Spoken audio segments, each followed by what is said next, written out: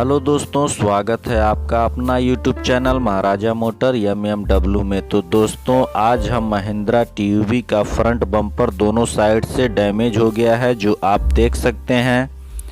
आज हम इसे रिपेयर करके न्यू जैसा बनाएंगे। इसमें बम्पर के साथ दोनों साइड फेंडर भी डैमेज हो गया है और इसका बम्पर ब्रैकेट भी टूट गया है। तो इसे भी अंडरग्राउंड स्क्रू लगाकर टाइट करेंगे। इसमें हम दोनों साइड बम्पर डेंटिंग पेंटिंग करके सेम कलर में मैच करेंगे, जो वर्क कंप्लीट होने के बाद आप पहचान नहीं पाएंगे। तो दोस्तों, वीडियो में लास्ट तक बने रहिए वर्क कंप्लीट होने तक।